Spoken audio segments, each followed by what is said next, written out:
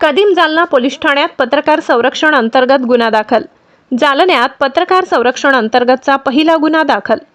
संपादक भरत मानकर यांच्या फिर्यादीवरून कंत्राटदार बांगड यांच्यावर अखेर गुन्हा दाखल।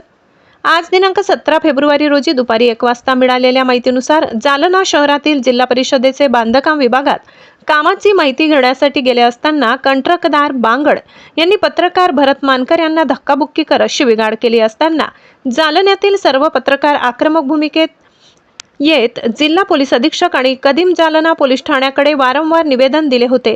आज दिनांक 17 फेब्रुवारी सकाळी 11 वाजता पोलीस अधीक्षक कार्यालय समोर धरणे आंदोलन करण्यासाठी निघाले असताना पोलिसांनी गुन्हा दाखल करून घेण्याचे आश्वासन दिले। कदीम जालना पोलीस ठाण्यात पत्रकार सुरक्षा अंतर्गत अखेर गुन्हा दाखल करण्यात आलाय। भरत मानकर यांच्या फिर्यादीवरून पत्रकार संरक्षण अंतर्गत अखेर गुन्हा दाखल करण्यात आलाय।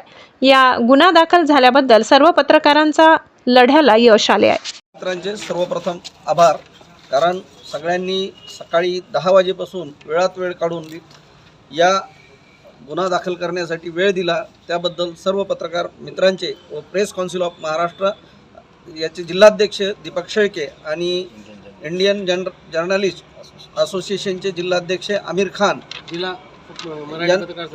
आणि जिल्हा मराठी पत्रकार संघाचे अभय यादव या सगळ्यांनी सर्व संघटनांच्या पदाधिकाऱ्यांनी एकत्र येऊन हा गुन्हा नोंदवलेला आहे। या गुन्हा नोंदवण्यामुळे आज एक मेसेज गावामध्ये असा जाणार आहे की पत्रकाराबद्दल कोणी भ्रशब्द काढू नये, आणि काढल्याचा प्रयत्न केला तर अशा पद्धतीने पुन्हा गुन्हा दाखल होऊ शकतो।